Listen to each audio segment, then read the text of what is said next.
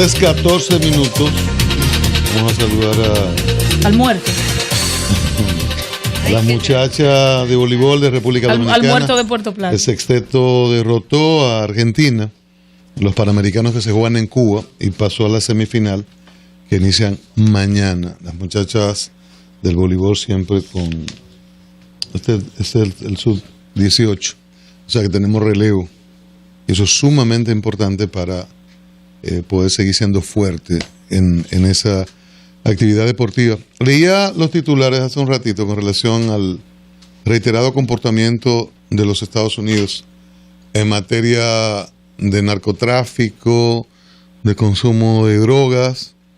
Estados Unidos ya ha hecho una práctica el culpar al otro de su incapacidad de detener la droga que llega a su territorio y su incapacidad por bajar los consumos de todo tipo de drogas de más de 300 millones de ciudadanos norteamericanos.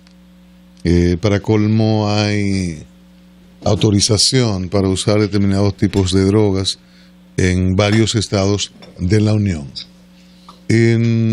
Los países se han acostumbrado a este informe y usted lo ve a la defensiva porque Estados Unidos dice que, bueno, hacemos un informe, lo hace el Departamento de Estado, hay 22 países que se queman en el informe, Birmania no coopera, está de segundo después de Afganistán en opio, en Venezuela todo el mundo tiene problemas menos los Estados Unidos, que tienen tropas militares en casi todas partes del mundo, que tienen satélites, que tienen todo tipo de mecanismo tecnológico capaz de espiar los teléfonos de presidentes, amigos y enemigos, pero no son capaces de evitar que la droga le llegue por aire, por tierra y por agua.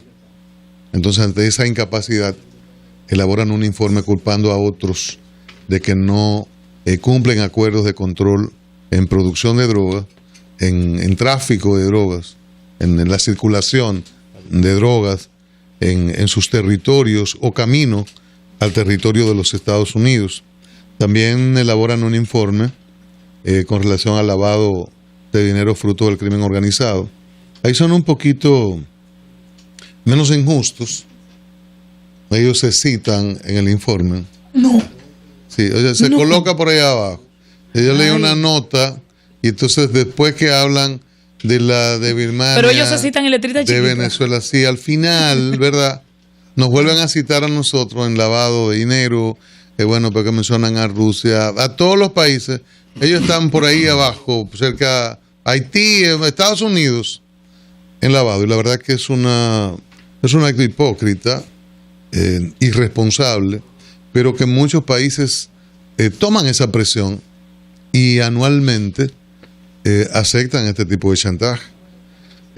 Recuerdo, lo comentamos, a 2 generales norteamericanos ante una subcomisión del Senado norteamericano quejándose del poco dinero que se daba para el combate de las drogas en el Caribe. Decían ellos que tienen dificultades para enfrentar la droga que puede llegar al territorio norteamericano, y se hacía una comparación con el dinero destinado a Irak, por ejemplo, a determinadas zonas muy lejanas de Estados Unidos, donde hay personas de esos países en conflictos internos de esas naciones, y que Estados Unidos tiene tropas destacadas allí, y que a cada momento agrega dólares en el presupuesto militar para esos combates lejanos. Sin embargo, hay un aumento de 109 o 110% en las muertes por opio en Estados Unidos, por ese consumo, una droga que es muy fuerte. Un 110% en aumento del 2006 al 11. Sin embargo, eso no parece preocupar a las autoridades norteamericanas, que cada año suben el presupuesto militar, incluido este presidente que dijo que sacaría tropas de algunas partes del mundo, de que bajaría el presupuesto. Por el contrario, en la gestión de Obama, premio Nobel al inicio de su gobierno, premio Nobel de la Paz, en los años que tiene Obama como presidente, ha aumentado el presupuesto militar de los Estados Unidos. O sea, todo un discurso y una farsa, y yo insisto en esto siempre que trato el tema. Nosotros tenemos un presupuesto súper limitado. Quisimos llorar cuando la fiscal de la mayor provincia del país en población nos dijo que tiene 1.300.000 pesos de presupuesto mensual. Entonces nosotros tenemos ese tipo de realidades y tenemos que destinar recursos millonarios para evitar que la droga le llegue a los Estados Unidos. Tenemos que destinar recursos millonarios para evitar que ciudadanos de otras partes del mundo lleguen a los Estados Unidos. Nos dan de vez en cuando unas lanchas, no nos quisieron dar aquel radar, lo probaron, después nos dijeron son tantos millones de dólares y se lo llevaron.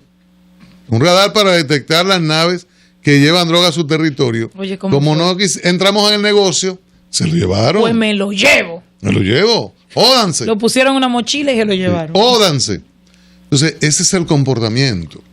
Si el problema es que Sudamérica produce drogas, pasa por Venezuela o pasa por Haití o por República Dominicana y es droga que demandan sus ciudadanos, entonces destinen un mínimo del presupuesto, 0.0000, y nos sobrará dinero para nosotros ayudarle ante la incapacidad de ustedes de evitar que la droga les llegue y además el altísimo consumo que tienen sus ciudadanos cada año. ¿Y tú crees que será verdad que ellos quieren parar eso? Yo no creo que todos los organismos se llaman de control, de administración. La DEA de administración y el informe habla de control, nunca de eliminación y erradicación. No se puede eliminar. Lo que pasa... No, pero yo siempre digo, imagínense lo que sería el país con más consumidores del mundo haciendo síndrome de abstinencia todos al mismo tiempo. Claro, por supuesto. Pero mire, ahora que en el mundo el gran problema ya no es como hace 20 o 30 años la falta de información, sino primero saber dónde está la información cierta y la profundización en las informaciones. Y digo esto porque uno a veces anda en el día a día y no se toma el tiempo de explicar estas cosas que estás explicando, Cristian, porque los preservativos son buenos, pero es para el sexo. Entonces los norteamericanos gustan mucho de utilizar al resto del mundo como preservativos. Trujillo fue su socio cuando no le convino por una serie de razones que no tenían que ver para nada con derechos humanos ni robo. Buscaron la manera de sacarlo. Noriega fue agente de la CIA, cuando nos sirvió, nos dijeron, hey, ya es malo, mire, vengan a verlo, es un sátrapa. Y es la historia de Saddam Hussein, un monstruo creado por ellos para enfrentar al Ayatollah Khomeini. Es el caso de Bin Laden. Bin Laden, que fue un instrumento de los norteamericanos para enfrentar la invasión soviética en Afganistán.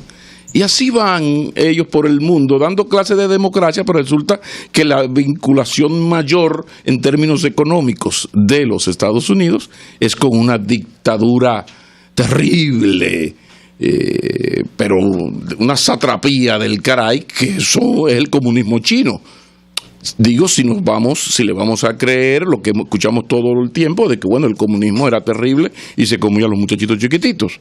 Pero de repente nos convencieron de que el comunismo era terrible, pero para salvar su economía y seguir en su liderazgo político, militar y económico, aceptan una vinculación con China. Entonces, qué bueno que nosotros podemos hablar de estas cosas, porque es bueno a veces como salirse del día a día, de la noticia, la cosa, ¿verdad? Porque en el mundo de hoy, insisto, ya el asunto no es la información, sino qué es información válida y qué es basura, y sobre todo analizar, porque ahora todo ocurre. Mire, hace 7.8 minutos Medio Ambiente dio una información y ya la tenemos todo. Antes había que esperar a leer mañana el listín diario a las 6 de la mañana. Miren, un fuego afecta desde hace 3 días la comunidad de Los Arroyos en la Sierra de Bauruco, en Independencia. Eso lo informó el ministerio hace 15 minutos. En un comunicado de prensa, la institución informa que el fuego se encuentra en una etapa de control y solo queda pendiente el apagar los denominados puntos calientes. Ese es un buen ejemplo de cómo la comunicación cambió. Bueno, son las 3:24. Leíamos los titulares el hecho de que en 2 comunidades hubo intoxicación de estudiantes por el consumo de desayuno escolar en uno y el almuerzo escolar en otro, de tanda extendida. Con nosotros está René Jaques, que es el director del INAVIE, Instituto Nacional de Bienestar Estudiantil. Buenas tardes, René. Buenas tardes, Cristian. Bienvenido. Muchas gracias, un placer compartir con ustedes. Bueno, el placer es nuestro. ¿Qué está pasando? Además de que nos gustaría mayores informaciones sobre los casos de Villarriba y Maimón, pero a ver qué está pasando y qué medidas se están adoptando de corrección. Pues, cómo no, en el caso de Maimón, usted sabe que se produjo un segundo evento, ya habíamos tenido uno hace una semana. Y hace una semana nosotros determinamos que había habido efectivamente una mala manipulación de los alimentos servidos. Ese día era un alimento bastante inocuo por naturaleza. Vamos a hablar que se trataba de guineitos verdes con cebolla, también contenía pastas y pollo. Y se determinó que no había ningún problema en los guineitos, tampoco en el pollo, no hubo salmonela ni nada por el estilo. Igual en las pastas tampoco, y se concluyó que fue un asunto de manipulación. Okay. Nosotros en ese caso pues tomamos medida inmediata de suspender sobre todo el tipo de sazón que era el que se estaba utilizando, que estaba un poquito alterado con respecto al que nosotros indicamos, que debe ser sazón natural. Pero el otro caso de la misma comunidad pues está en un laboratorio, eso pasó ayer, necesita menos de 72 horas para poder tener información y saber qué pudo haber generado. Arroz con huevo, ¿no? Arroz con huevo, ¿no? Fue la comida que aparentemente provocó el problema. ¿Dónde se prepara esa comida? A mí cuando hablan de arroz con huevo siempre me gusta aclarar que no se trata de que uno tiene un arroz blanco con una tortilla de huevo arriba. Ah, no, ¿y qué es? Sino que es un alimento mucho más completo, mucho mayor elaborado. Entonces no es arroz con huevo, es arroz, huevo y otra cosa. Exactamente, no es arroz con huevo en sentido estricto. ¿Y qué es entonces? Normalmente, tengo aquí a mano el menú, pero normalmente es un arroz con vegetales, también incluye huevos revolteados. O sea, es algo así como un chofán. Como si fuera un chofán. Un dominican chofán. Se trata de un plato de arroz con un huevo arriba. Pero mire, revise, porque siempre se dice arroz con huevo y en el lenguaje dominicano. Como lo conocemos en el país, pues normalmente es eso. Mire, hay una preocupación. Pero qué bueno que nosotros le hagamos saber que estas empresas que son seleccionadas, pues es un proceso muy riguroso de selección, que va desde la situación, cómo está el entorno del edificio, del lugar donde se cuecen los alimentos, si hay vertederos, si hay acumulación de desechos sólidos, si no las ventanas deben tener screeners, debe haber felpas en las puertas. Adentro somos muy rigurosos con todo el equipamiento, con la disponibilidad de agua servida, la disponibilidad de agua sanitaria. Todo eso es visto, el personal que labora. Pero lo que yo siempre llamo la atención es que nosotros en la actualidad estamos distribuyendo 2.126.000 raciones de alimento cada día. 2.126.000 raciones de alimentos. Entonces, pues, estamos expuestos, y sobre todo por la inexperiencia que hay en el país de manejar tanto alimentos, a que tengamos algún tipo de eventualidad. Y es por eso que también hemos creado un sistema, un modelo, lo que nosotros llamamos protocolo de gestión, para cuando tenemos algún evento generado por alimentos. Jaques, mire, una preguntita, un momentito, sí. Hay una preocupación en torno a las empresas que suplen las raciones, porque si bien es cierto que se sabe que hay un protocolo y se sabe que hay unas exigencias, el hecho de que justamente es la primera vez que en el país completo se está implementando esto, hace que muy pocos puedan cumplir con las exigencias que hace el INAVIE, que de hecho, y corríjame si me equivoco, las asignaciones tienen, se respeta el tema geográfico, pero hay casos en que no se puede respetar el tema geográfico porque en la localidad no hay quien pueda suplir eso. Entonces podría estar tratándose de alimentos que viajan una distancia que quizá no tienen o la refrigeración necesaria o el manejo apropiado.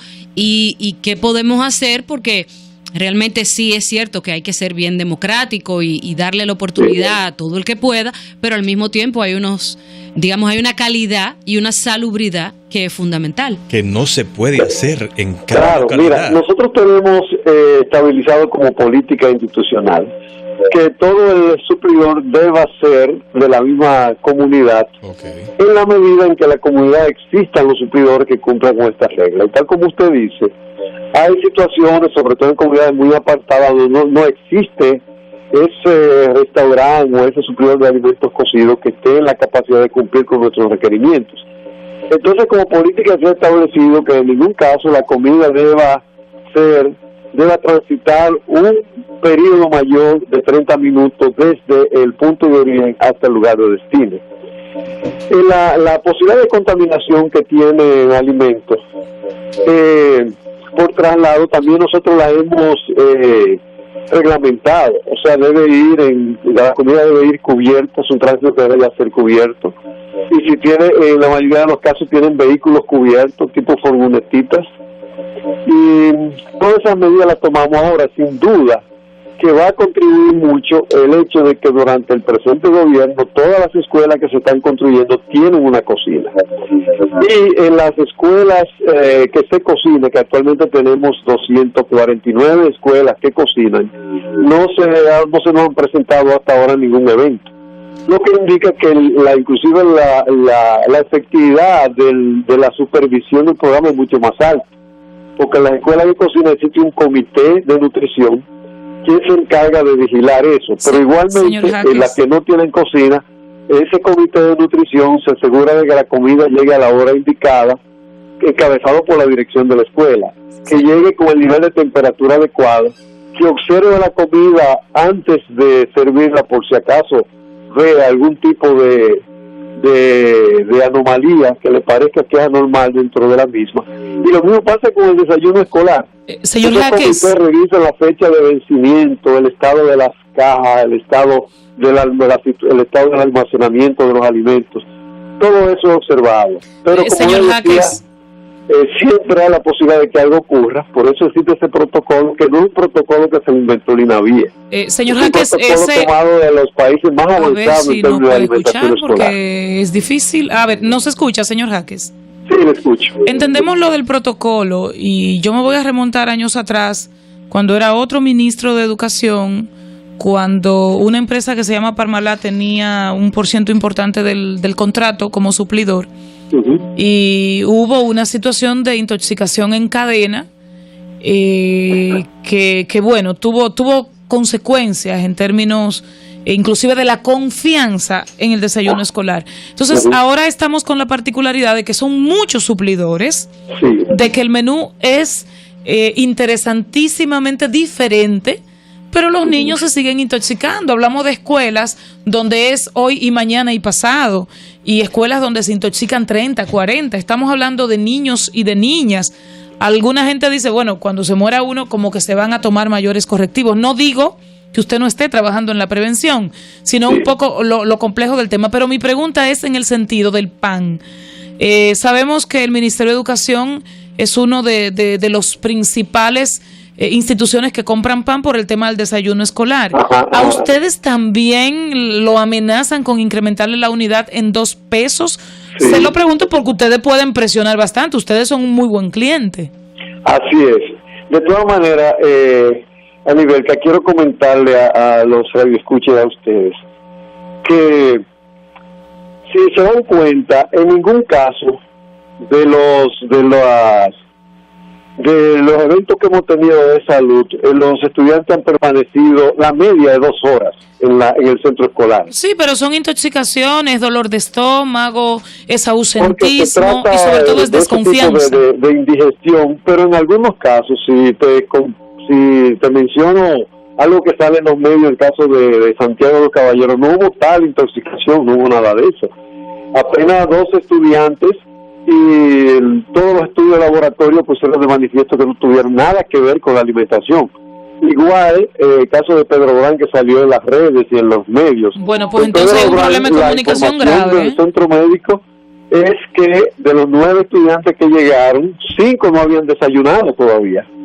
5 no habían desayunado, y la explicación de los médicos al atender a los niños es que se trataba de un rotavirus que estaba funcionando, que estaba activado en la zona, y que era común ese tipo de reacciones en estos momentos. Pues entonces hay problema de comunicación, serio. Estaba resolviendo ese problema. Sin embargo, salió como algo de la alimentación escolar y no tenía nada que ver. Y en el mismo caso de Mao, sí hubo una escuela, se hablaba de 2 escuelas, solo una. Lo que pasa es que ocurrió algo muy curioso, y es que cuando trabajaban los niños, como es el deber de la dirección del centro, encontraron que había una redada en el camino. La policía detiene el vehículo que lleva a los niños. Entonces, cuando le explica a la dirección del centro, no, se trata de unos niños que han recibido indigestión con el desayuno. Dijeron a la policía y se lo agradecemos mucho. No, entonces otra cosa. Encendieron sirena, abrieron paso, y en un pueblo pequeño que fue una zona parafernaria. Bueno, Jaque, gracias. Pero ya a las 2 horas todos los niños estaban allá. Qué bueno, qué bueno. Jaque, gracias. Con respecto al precio del pan, efectivamente, esa institución nos ha pedido un incremento de 2 pesos igual a nosotros. Tal vez con la única diferencia que en nuestro caso, así nos lo dijeron en la reunión de trabajo, es negociable, pero nosotros en este caso le hemos dicho que somos un cliente importante. Nosotros consumimos 1.500.000 unidades, 570.000 unidades de pan 3 veces a la semana. O sea que son 4 millones y pico de unidades de pan por semana. Y somos un programa base de sustentación de ellos. Pero al mismo tiempo hemos decidido que nuestra reacción estará en consonancia con la reacción de los organismos del Estado que tienen que ver con esa materia, con los incrementos de precios. Si a ese nivel se produce cualquier tipo de exención tributaria o cualquier otro tipo de cosa, pues bien, se beneficiarían porque nosotros somos un buen cliente, pero de otra manera no estamos en actitud de asimilar esos precios, porque por demás no fueron contemplados en nuestro presupuesto para este año. Sí, correcto. Jaques, muchísimas gracias. Siempre a las órdenes. Bueno, René Jaques, el director del Instituto de Bienestar Estudiantil, el responsable del desayuno escolar, son INAVIE, 4 millones de unidades semanales, 2 pesos más por unidad, son 8 millones, son como 350 millones más en el presupuesto de ellos. Ellos tienen, claro, una enorme capacidad de negociación de 4 millones de unidades semanales, y yo con esa capacidad de negociación no me la aumentan un chele. Cambio y fuera, Mauricio.